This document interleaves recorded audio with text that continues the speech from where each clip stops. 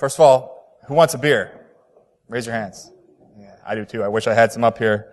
I would give you some, but if you want to join me at the bar afterwards, maybe I'll buy you one. I'm Jeremy Mays, the VP of Design at Arkadium, and I'm going to be talking about finding creativity in a data-driven culture.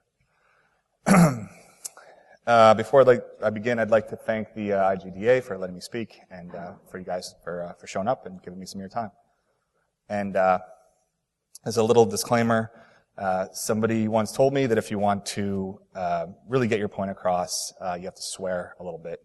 I think that's bullshit, but it sounded like fun, so I thought maybe I'd delve into it. So a little bit about Arkadium. Arkadium is a New York-based game developer. We've been in the casual space for many years, since 2001. We recently opened a studio in Toronto doing mobile, and we've been doing social for about 18 months. And mostly today I'm going to be talking about social, because that's sort of where my concentration has been the last year and a half. So, finding creativity in a data-driven culture. Finding it. Finding creativity. Where did it go? What happened to creativity? It was here. We have it on other platforms, right? It's on iOS. It's on Xbox Live Arcade. It's on PSN. But how many people here think that there's creativity on Facebook right now, in Facebook games? Raise your hands if you feel like there's a lot of creativity. Okay? Looks like some of you do. But before we really get into that, humor me for 1 second, and close your eyes and imagine a traditional Facebook game. All right? You have a picture in your head. Now close your eyes and imagine a traditional iOS game. And I'm not talking about something that's iconic or something that's successful, but a traditional iOS game. It's a lot harder, right? Can you imagine a traditional Xbox Live Arcade game or a traditional PSN game? Why do you know what I'm talking about when I say traditional Facebook game? Why is that? How is that possible? Before we get to that, let's look at a few games from some of the most successful developers on Facebook, some of their biggest games.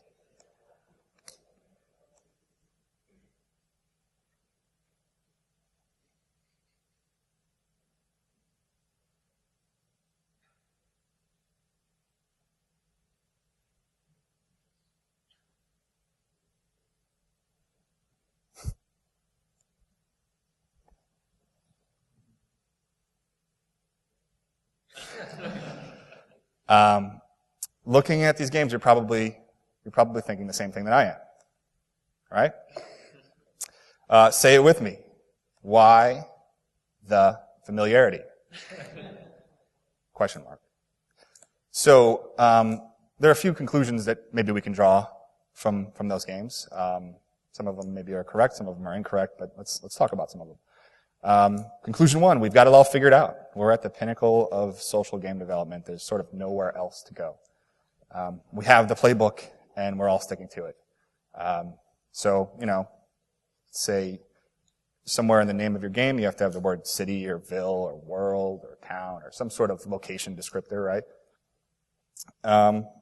Your game mechanics are largely just clicking, and you're building and planting and clearing and chopping. You have characters with huge heads and tiny bodies, which, if anybody here knows me, I have an enormous head, but maybe not such a tiny body, so maybe my proportions are a little better.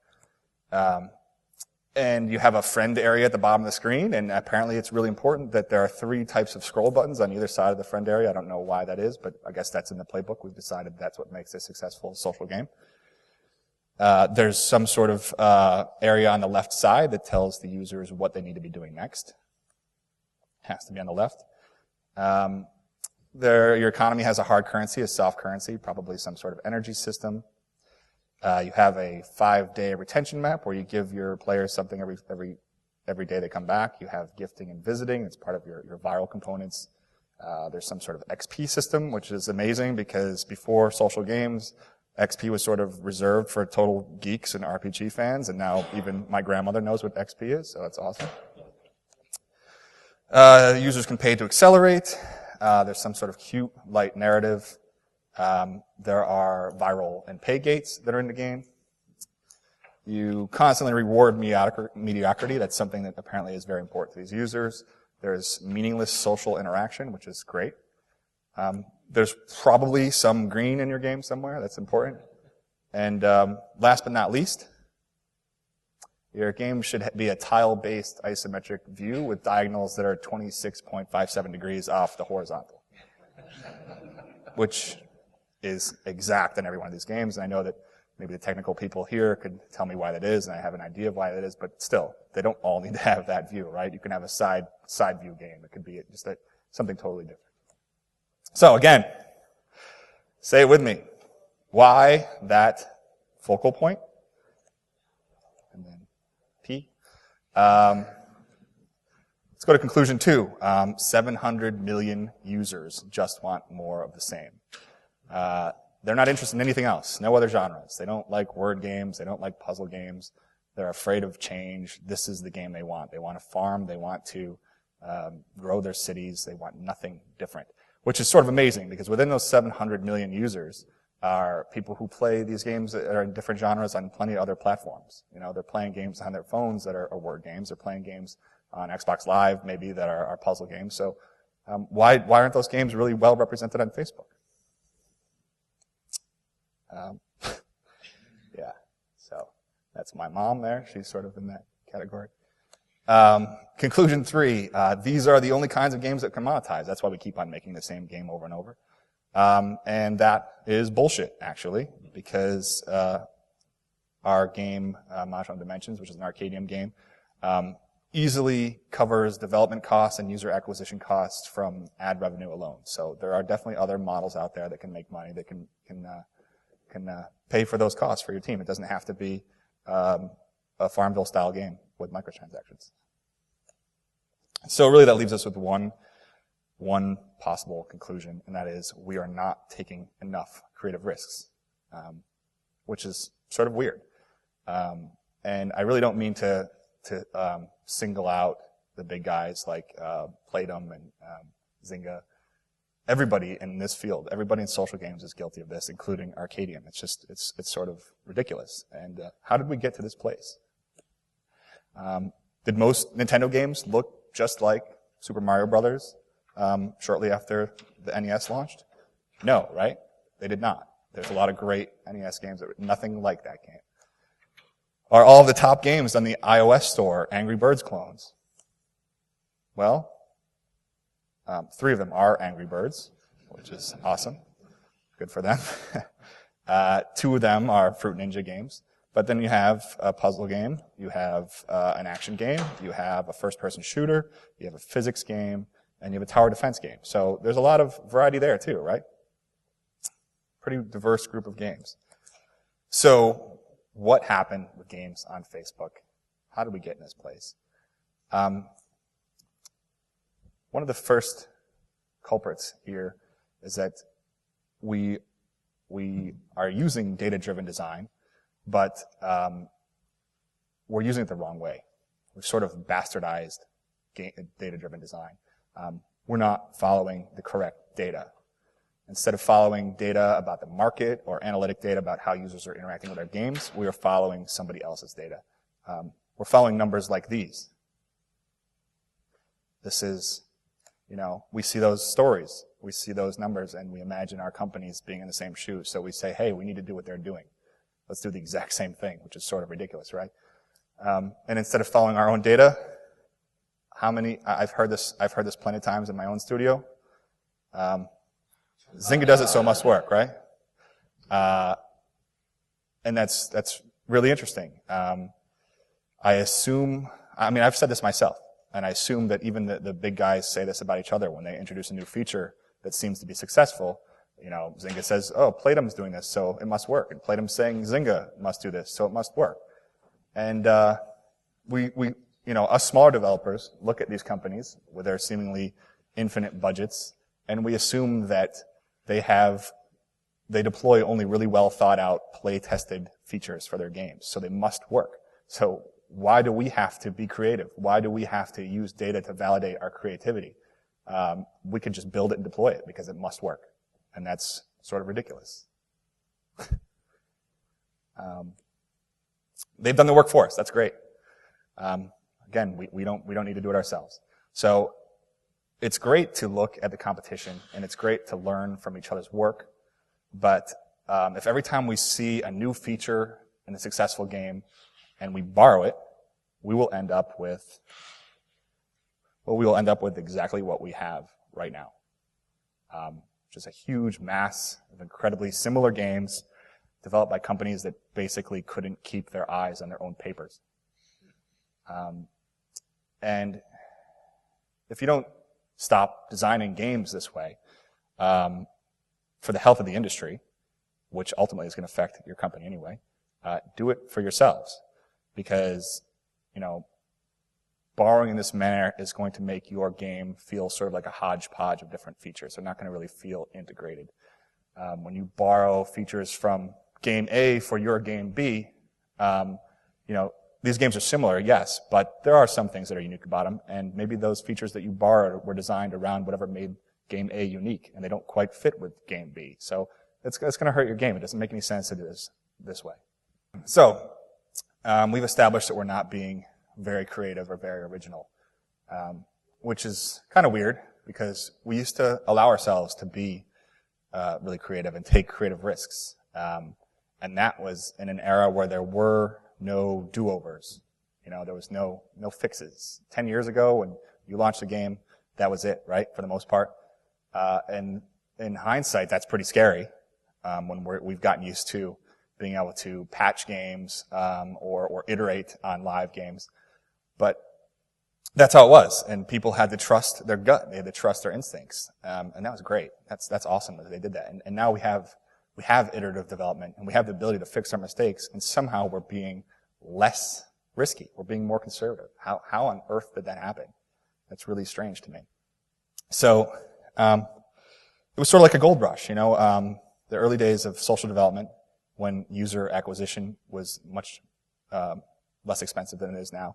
There was a gold rush, and a few companies struck gold, and like I said, the gold rush followed, only everybody is basically mining the same land using the exact same techniques.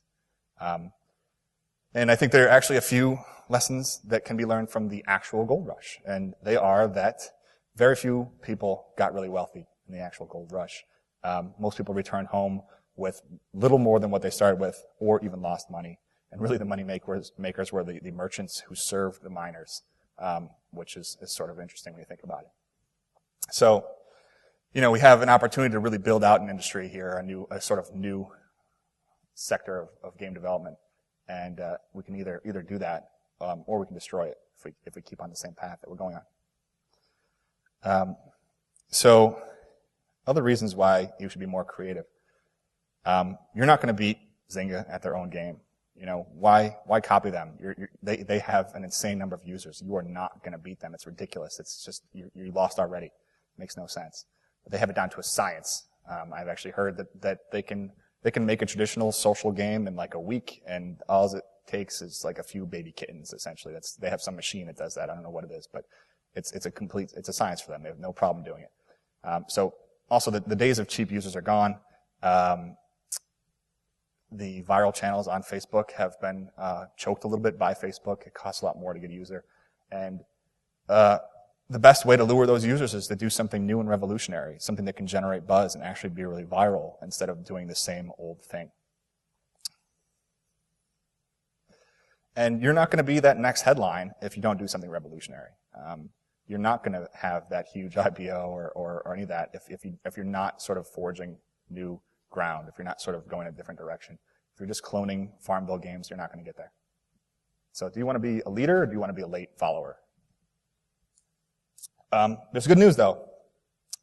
There's never been a better time to take creative risks, and I'll tell you why. Here's a big one. 700 million people, right? Facebook has built the largest most diverse user base in the history of gaming. And just look at that number, you know. Look at the person sitting next to you here, to put it in perspective, right? Just look to the person to your left and imagine that times 700 million. It's a lot of people, right? That's 1 out of every 10 people on the planet. That's just insane. And they're 1 or 2 clicks away from your game. This has never happened before, right? It used to be that if I want your game, I have to get in my car and drive to the store and go get it. That's a huge barrier to entry. We have 700 million people like 2 clicks from your game. And if your game is really original or creative, people are going to share that, and that's going to allow their friends to get there in a handful of clicks as well. It's not like I go and tell my friend, hey, I love this, you know, this Nintendo game from this NES game. You should go get it. And they have to go to the store. It's not like that, you know. So are these people, when they share games, are they going to share something that's identical to an experience that everybody in Facebook knows, like a traditional Facebook game, or are they going to share something that's really creative and revolutionary? You know, I think that people sort of, you're going to look like a tool if you send me another farm game or something like that, right? Another city game. We also have more data than we've ever had to mitigate risk, and this is really important. Not only do Facebook Insights provide us with a ton of data about our users, most developers are now collecting and analyzing more data than we've ever done in the past. And we have the ability to fix mistakes. This is the #1 reason we should be taking more creative risks. We can fix it. If it's a small creative risk or a small feature, it's obviously relatively easy to fix. And if it's really large, maybe it's going to take us a little bit longer. But really, if you look back 10, 15 years, whatever, nobody had this back then. You didn't have a way of correcting your mistakes. If you had a catastrophic mistake, you're done, right? Your game is going to fail. And lastly, I think that social gaming is ripe for revolution. Users are evolving. The average person on Facebook who's a gamer has probably played 5 to 10 traditional Facebook games. They know what to expect. They're eventually going to grow sick of it. And I think, you know, you're starting to see companies like Zynga and Playdom start to address this. You know, they're making their games have a deeper story or you know, more interesting conflict within their game, that sort of thing. And that's sort of a step in the right direction. But eventually, this sort of genre of games is going to grow really tired, and people are going to look for something completely new. There's plenty of users that are also underserved. Like I mentioned, there's just too many different genres that aren't represented well on Facebook. And I think, you know, lastly, if we keep on going in the same direction, we are going to turn social gaming into sort of a parody of itself. It's going to become a joke. It's going to become a punchline. And that's awful, right? This is a great platform. It's a platform like we've never really seen before for gaming, and we really don't want to define it like this. So, to sort of sum that up, this is why we should be taking bigger risks. We have a bigger audience than we've ever had before.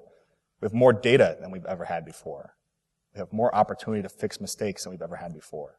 We have more neglected tastes than ever on any platform. And we have more derivative games than ever before. So if you put all those together, you have a platform that's ready for a creative revolution. So to sort of recap where we are so far, we're not being original or creative. There are plenty of reasons why we should be taking more risks. We have completely bastardized the concept of data-driven design by following the wrong data. So how do we follow the right data? It's a good question. So let's look back at the title of this presentation. I think it's almost a little misleading. This gives you 2 different impressions. The first is that the concept of a data-driven culture is something that is a big change of some sort. And the second is that it sort of plays data and creativity against each other, almost where data is pushing creativity, you know, out of the picture. And the good news is both those impressions are wrong. And in a minute I'll talk about why the transition to a data-driven culture isn't that big a shift. And as I mentioned earlier, we do need to find the creativity, but its disappearance has nothing to do with data. So data and creativity are not enemies. I think this is something you need to understand right away. And I think sometimes people perceive them as sort of being at opposite ends of the spectrum or somehow that they don't play nice together. And I think the reason that is that when we talk about these concepts, we're frequently talking about human qualities.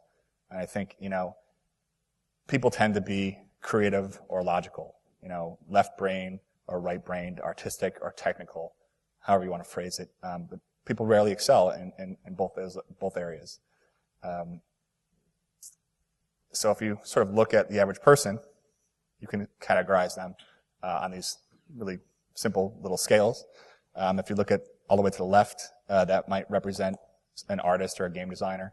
They have high marks on the creativity scale, maybe not so great marks on the logic or analytics scale. In the middle would represent a programmer or maybe an analytics expert.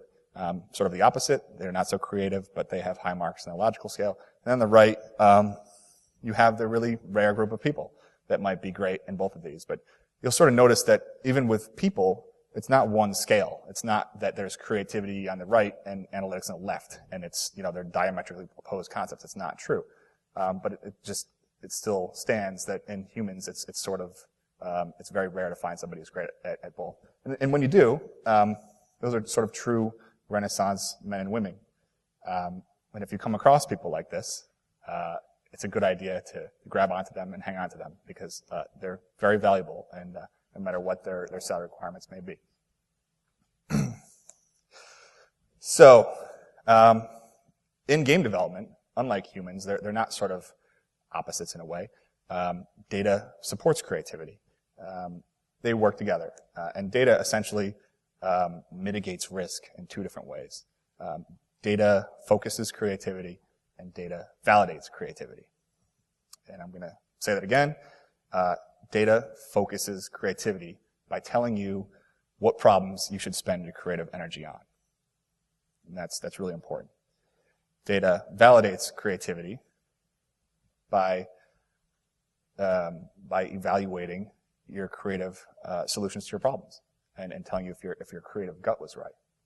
And if you're doing things right in game development, these two things sort of form a natural cycle while you're developing your game. And this isn't really new. This is something that's sort of how things have been looked at throughout the history of game development. I think what really is new is what we mean when we say data-driven culture. And I think when people say that, what they're really talking about is the games as a service model and the fact that we are iterating in a live environment after the game is launched, and we're using tons of data to sort of guide our iterations. But let's talk about how data supports creativity pre-launch. Again, since the dawn of game development, companies have been doing this stuff. They've been doing market research. They've been looking at demographic data. They've been asking themselves questions like, who is the audience? What are their interests? What types of games do they like? What percentage of players think a story is a necessary component of a puzzle game? And most importantly, I just secured the coveted Bridget Jones movie license, and I'm thinking about turning it into a fighting game. What is the overlap there, right? What's the Venn diagram look like there? And I actually personally think that would be a pretty awesome game, but I don't know. I'd play it. So again, this hasn't really changed. This isn't new. These are things you should be doing while you're developing your game. You should be looking at the market. You should know what to build, and you should know how the market's going to receive what you build before you build it. So how do you use data to validate creativity pre-launch? Well, basically through playtesting. Smart developers won't let their game designers lead them off a cliff, and that can happen without sort of checking them with data and without actually having people playing what they're working on and playing prototypes. It's really important to not just have obviously your studio playing their game, but bring in people who are in the target demographic at every step of the way, from a paper prototype on. It's obviously very important. Again, this isn't something that has really changed throughout the history of game development. This isn't new today. There are a few other interesting things, though, that we can use data pre-launch that is sort of unique to Facebook, and I'll give you a few examples. If you're not sure what to name your game, I think some companies find themselves in this position. as you're building the game, why not create identical ads for your game? And the only difference should be just change the name of the game in your ad, right? Target those ads at specific users on Facebook that are the users who are ultimately going to be the people who are going to be playing your game, and see which one gets a higher click-through rate, right? So any dissension in your company about what you should name something could be easily solved here, right? Nobody should be able to argue against that data, because that's we're doing exactly what we'd be doing if the game was in a live environment, seeing what appeals to the users. And you can actually even do this with actual game ideas and themes. You know, if you're unsure, if you're looking for a new internal idea and you have a handful of them and you want to see which one will do better, you know, pit them against each other using Facebook ads. It's great for that. You know, send the ad out to 500 people or 1,000 people who are in that demographic and see what happens. So let's talk a little bit about post-launch. You know, how do we use data to focus and validate creativity post-launch? And here I'm going to give sort of a specific example of how Arkadium, what our process is when we're looking at these things. So we have basically a 7-step process. Step 1, we look at the metrics, we look at the data, we look at the metrics, and we prioritize the ones that need improvement. Step 2, we go to our game designers and we have them design features or changes that will move the needles that we want to move. And we try to set a target for them for how much we want the needle moved as well. Step 3, and this is important, and at first glance it may not appear important, but I'll tell you why it is in a minute. Your team should try their best to predict the effects that those changes will have on those metrics. Step 4, obviously, develop. Step 5, deploy. Step 6, use data to validate and evaluate what happened, how your metrics change. And step 7, repeat. This is it's pretty simple, it's pretty clean, but this is how everything works at Arkadium once we've launched the game. So why are predictions important? We are still, I would say at Arkadium, we haven't seen perfect success in this yet, but it's been a relatively new experience for us. And my hypothesis is that if you predict how your metrics are going to change at every step in this iteration process, or every time you go through this process, that eventually, maybe after 10 or 20 or 50 or 100 different iterations, your team and probably your game designers specifically will start to develop a sixth sense for how much a certain feature will move the needles that they want to move. And I think that's really important. And we're actually starting to see that at Arkadium. So if you look at your K factor in a game, or your viral coefficient, as a lot of other people talk about it, or your retention numbers, and they're too low, and you say we need to double our K factor. After enough of these iteration loops, your game designers are going to know, I have this idea, and you know what, it's not good enough. This is only going to move the number by point whatever. It's only going to move it 25%. It's not going to double it. So, and I'm seeing this starting to happen. I think it's going to take some time, but eventually I think game designers are going to be really, really good at this. So that's why I think this step is crucial. And don't get me wrong, when we first started doing it, there was a lot of pushback because it didn't make any sense. The team would go, how the hell are we supposed to predict this? We have no idea what effects this is going to have. And their predictions were wildly off, and they didn't see the value in it, and it was almost something that they just wanted to let go and never do again. But after the 5th time or the 10th time, when they started seeing themselves becoming more accurate, they understood the value of it, and as a company, we understand it as well. So,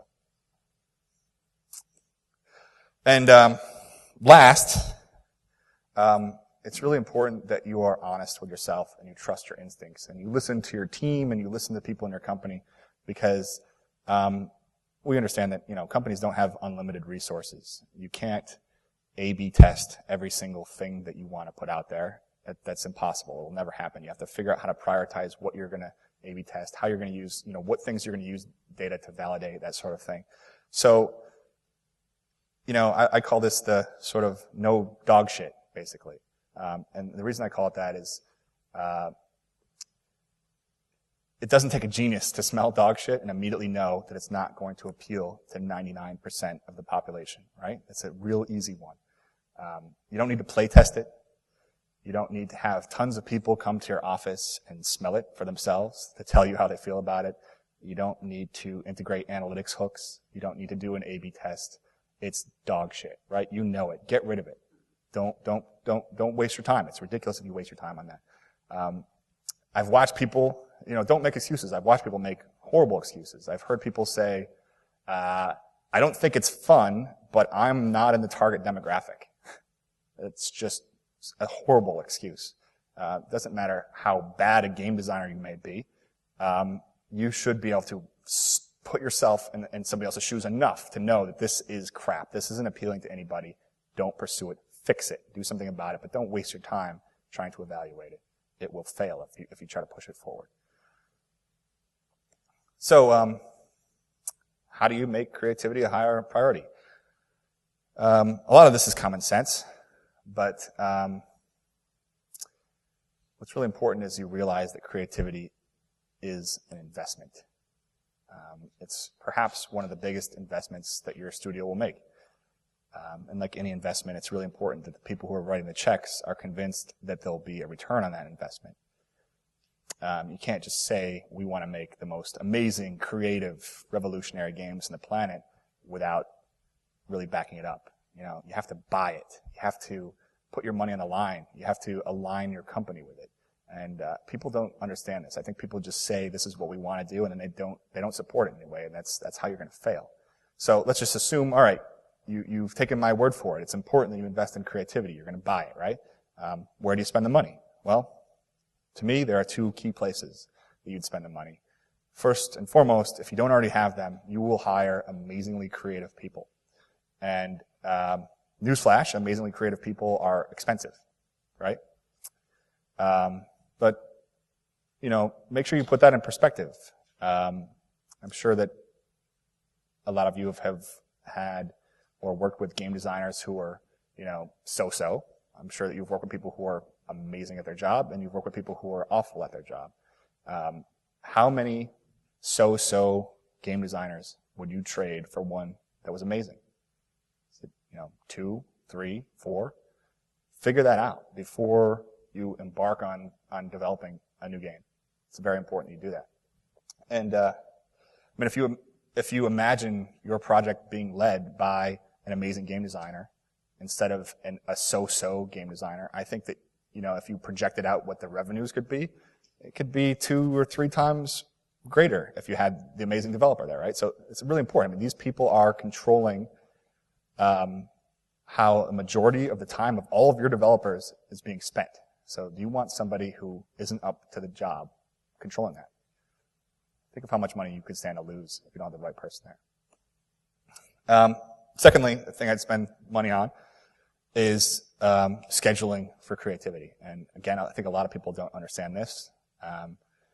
We've been guilty of it at Arkadium. We actually do a lot of development with partners and clients, and they never seem to understand this. They always, I'm sure many of you know that they always want everything done immediately. They want it in 2 months or 3 months, or we want a social game next month. And if you can't convince them that that's absolutely going to fail and that's the wrong move, there's a problem there. You need to be really honest with them and tell them that.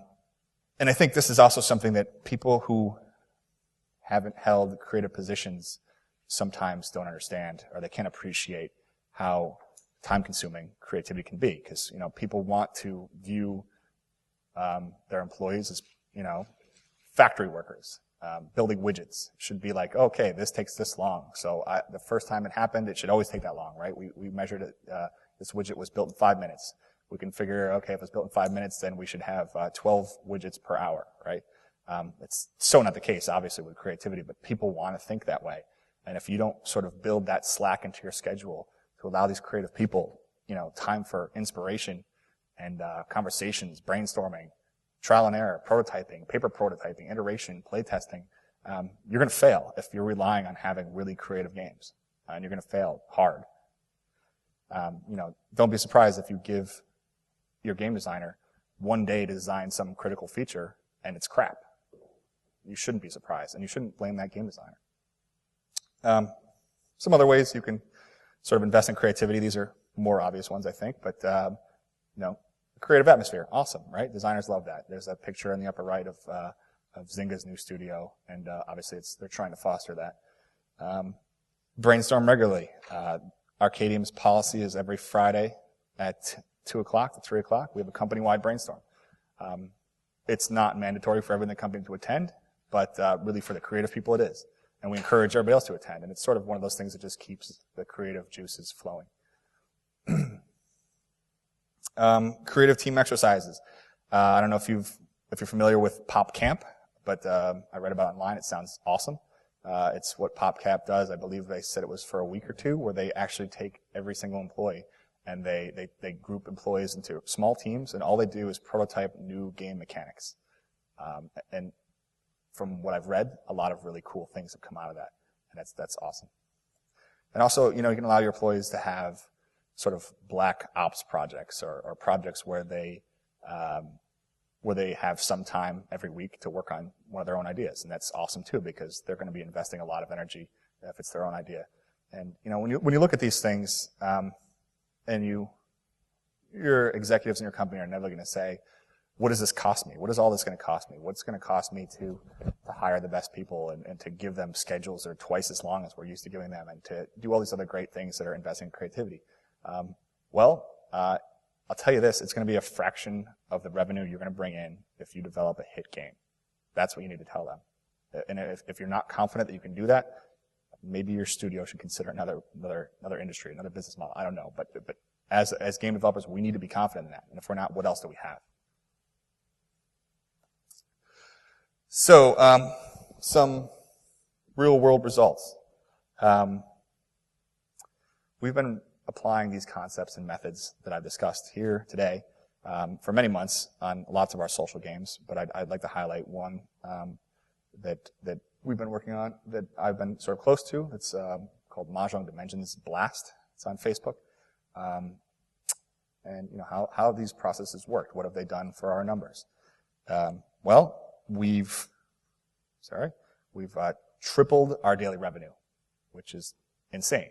Basically, it's pretty crazy, and just by going through this iterative process, looking at the data, and trying to find the creativity, and then validating that creativity with our data. We've increased our retention by 24%.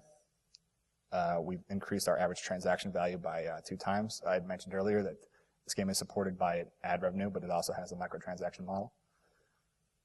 We increased our game plays per session by 3 times, and we have a significant profit margin. And really, that's all that matters, right? I mean, this game is profitable, and it's got a great margin. It's easily pays for the team that continues to develop and improve it, and it easily buys us new users. And we're at the point now where our biggest problem is figuring out how we spend more money buying users and what that's going to do to our numbers. And that's a great place to be. Social is definitely not easy when you first get into it. And once you finally get a game to that point where it's exceeding its costs by a significant amount, it's sort of all uphill from there. And I know that maybe we don't face the same problems that Zynga or Playfish does with tens of millions of users, but it's great to see when we've taken a more measured, sort of slow approach to figuring this out and cracking this nut to see this kind of success. So, I have some closing takeaways I'd like to talk about. First and foremost, take creative risks. There's never been a better time. That huge user base on Facebook, combined with tons of risk mitigating data, combined with the security net of being able to iterate in a live environment, it's insane. We've never had these opportunities combined like that. And invest in creativity. Hire the best creative people. Trust them to be creative. I think I can imagine, if you think about what a pitch document might have looked like for Plants vs. Zombies or Angry Birds, how easily could those games have been killed at that stage because management didn't see the complete vision that the game designers did. It might have just read the wrong way. It might have been just not appealing when you were reading it. If you don't have that vision, it would have been a disaster, right? These games are making tons of money now. So trust your creative people. Trust that they have the vision. Also, follow the right data the right way. Don't spend all your time copying successful companies. That's not great for the industry. It's not going to be great for you. It doesn't make any sense. You should be using your own data and market data to focus and validate your creativity. Let's kill traditional Facebook games. That is like an awful phrase, a traditional Facebook game. That doesn't make any sense. That shouldn't exist. It didn't exist on any other platform. So, let's turn it upside down, you know? And I have a really horrible metaphor I'd like to share with you. We farm this land dry. We don't want to kill the soil. We want to fertilize it, right? That's what we want to do. And these other points I think are really important, so I'm going to read them to you. There are an infinite number of revolutionary ideas waiting to be discovered that will turn the concept of a traditional Facebook game on its head. And I firmly believe this. I mean, I don't know about you guys, but I don't really think that there are many truly social games on Facebook. I don't think there's anything that's really taking advantage of what Facebook has to offer. And I think that there are some amazing ideas that are out there that we're going to see at some point that are just going to turn the industry upside down and redefine what a Facebook game is. And at that point, people might come back and play tomorrow because it's fun, not because they'll miss out on a free, colorful 64 by 64 pixel rose bush if they don't come tomorrow. Like, how awful is that we need to basically, trick people into coming back? It's like the worst thing ever. Like, when have we had to do that in the past? If we had a great game, people wanted to play it tomorrow because it was a great game. And, they may want to invite their friends because they really want to play with their friends. How awesome would that be? Not because they're pressured to lure them into an endless cycle of obligatory gifting that may have real social repercussions should it be broken. How great would that be? It's amazing that we have this social platform and we've been reduced to just tricking people and incentivizing people to get their friends to play rather than saying, hey, you should get your friends to play because they're going to be like, wow, that's a great game. Thanks for sharing it with me, And, I firmly believe this.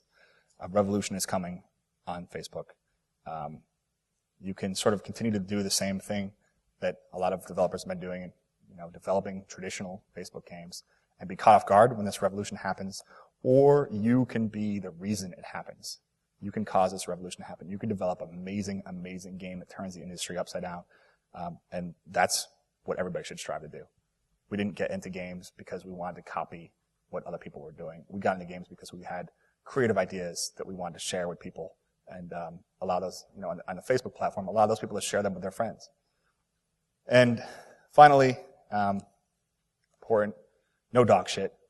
Like I said, just, it. You don't need to test it. Use your instincts. You know when something sucks. Be honest, That's it. Thank you very much.